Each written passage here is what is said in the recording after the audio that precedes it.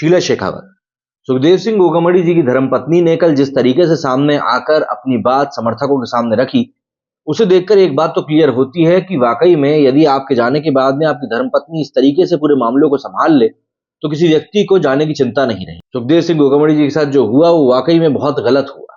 इसके पीछे अब कई सारी थ्योरीज भी निकलकर सामने आ रही, जिनमें से एक थ्योरी कुछ जमीनी विवाद को लेकर भी है और एक थ्योरी है आनंद पाल के साथ, इनके साथ जो भी इनके रिश्ते थे उसको लेकर भी बात सामने आ रही है। इन सब चीजों के बीच में श्री राष्ट्रीय राजपूत करणी सेना के अध्यक्ष सुखदेव सिंह गोगामड़ी जी की हत्या के मामले में लगातार नई नई बातें निकल कर आ रही है। दरअसल करणी सेना चीफ के मर्डर को लेकर जयपुर के श्यामनगर थाने में एफआईआर दर्ज कराई गई है। इसमें सबसे बड़ी बात यह आई है निकलकर सामने कि इसमें अशोक गहलोत, जो कि पूर्व सीएम थे राजस्थान के, उनका भी नाम सामने आया है। जयपुर में हुए सनसनीखेज हत्याकांड में राजपूत संगठनों ने बुधवार को राजस्थान बंद बुलाया था। प्रदर्शनकारियों की मांगों पर बुधवार रात को सहमति बनी, जिसके बाद मामला सुलझाया गया। हालांकि गोगामड़ी की पत्नी ने मांगों को पूरा करने तक धरना जारी रखने का ऐलान कर दिया। फिर प्रशासन ने गोगामड़ी की पत्नी शीला शेखावत से बात करी।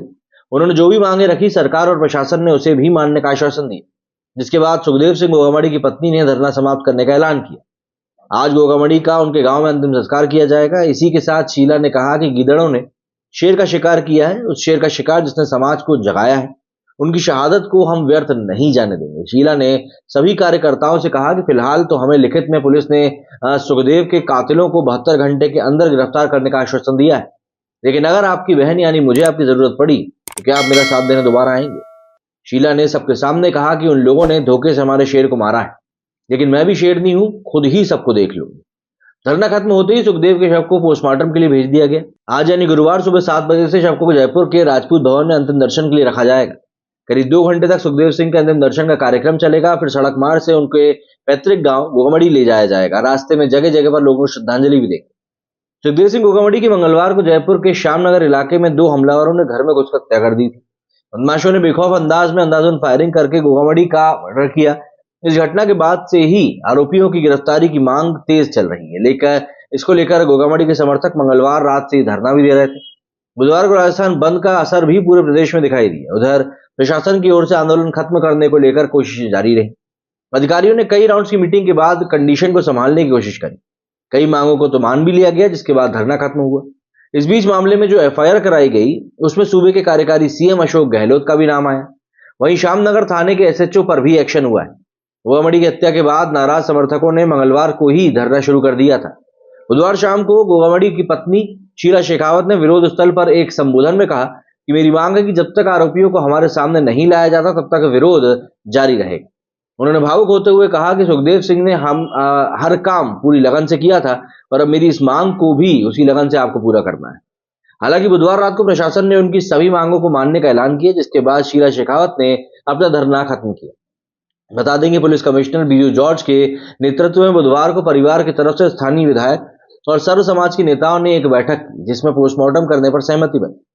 बता दें कि मार्च महीने में ही सुखदेव ने पुलिस से अपने लिए सुरक्षा मांगी थी, लेकिन उन्हें पुलिस ने कोई सिक्योरिटी नहीं दी, जिसके बाद सुखदेव ने खुद ही 3 गार्ड रख लिए थे। इससे पहले भी एक नोट वायरल हुआ था, जिसमें बताया गया था कि पंजाब पुलिस की तरफ से भी राजस्थान पुलिस को इनपुट्स दिए गए थे इस तरह की घटना के लिए। दरअसल गैंगस्टर रोहित गोदारा ने 1.5 साल पहले पहली बार धमकी दी थी, जिसे उन्होंने हल्के में ले लिया। इसके बाद जब सिद्धू मूसेवाला सहित कई अन्य हत्याएं हुई, उसकी जिम्मेदारी लॉरेंस बिश्नोई गैंग ने ली। तब सुखदेव ने मार्च में पुलिस को धमकी की खबर दी। उन्हें लॉरेंस का गुर्गा रोहित गोदारा लगातार धमकियां दे रहा था। उल्लेखनीय है कि मंगलवार को करणी सेना के अध्यक्ष की सुखदेव सिंह गोगामड़ी की गोली मारकर हत्या कर दी गई थी। ये जो हत्याकांड हुआ है, इस हत्याकांड की जिम्मेदारी लॉरेंस बिश्नोई गैंग के गुर्गे रोहित गोदारा ने ही ली। हत्या करने वाले आरोपी रोहित राठौर और नितिन फौजी फिलहाल फरार हैं, लेकिन पुलिस उनकी तलाश में जुटी हुई है। रोहित राठौर राजस्थान के अलवर का रहने वाला है, जबकि नितिन फौजी हरियाणा के महेंद्रगढ़ का निवासी है। वो सेना में सिपाही है। फिलहाल उसकी पोस्टिंग राजस्थान के अलवर में है। 8 नवंबर को वो 2 दिन की छुट्टी लेकर घर आया था, लेकिन इसके बाद उसने ड्यूटी ज्वाइन करी ही नहीं। रोहित राठौर और नितिन फौजी दोनों ही लॉरेंस बिश्नोई गैंग के शूटर हैं। उधर सुखदेव हत्याकांड मामले में राजस्थान पुलिस के 2 अधिकारियों को निलंबित कर दिया। राजस्थान पुलिस ने बुधवार को station house officer Manish Gupta और कांस्टेबल महेश को निलंबित कर दिया है। पुलिस ने इस मामले में यूएपीए के तहत भी मामला दर्ज किया है। मामले में दर्ज एफआईआर में राजस्थान के पूर्व मुख्यमंत्री अशोक गहलोत और डीजीपी का भी जिक्र है। इन पर सुरक्षा मुहैया कराने में लापरवाही बरतने का आरोप है। एफआईआर में दावा किया गया है कि गोगामड़ी की सुरक्षा की मांग को लेकर 3 बार 24 फरवरी, 1 मार्च और 25 मार्च को राजस्थान के तत्कालीन मुख्यमंत्री अशोक गहलोत और पुलिस महानिदेशक डीजीपी को पत्र लिखा गया था, लेकिन उन्होंने जानबूझकर सुरक्षा मुहैया नहीं कराई और ये एफआईआर गोगामड़ी की पत्नी शीला शेखावत ने दर्ज कराई। उधर गोगामड़ी हत्याकांड में बुधवार को राजस्थान बंद का ऐलान किया गया, जिसका काफी असर दिखा। कई इलाकों में स्कूल कॉलेज बंद रहे, प्रदर्शनकारी आरोपियों की गिरफ्तारी की लगातार मांग करते रहे। इसको लेकर अस्पताल के बाहर धरना भी दिया गया। राज्य के हालात को देखते हुए राज्यपाल कलराज मिश्र ने मुख्य सचिव, गृह सचिव, डीजीपी और जयपुर पुलिस कमिश्नर को राजभवन बुलाया और राज्य में कानून व्यवस्था की विशेष समीक्षा करी। राज्यपाल ने केंद्रीय गृह मंत्री अमित शाह से भी बात करी। उधर प्रदर्शनकारियों के प्रतिनिधिमंडल और प्रशासन के बीच हुई चर्चा में मांगों पर सहमति बनी। इसी के बीच गोगामड़ी का पोस्टमार्टम हुआ और आज दिन में करीब 3 बजे गोगामड़ी के गांव में उनके अंतिम संस्कार भी किया जाएगा।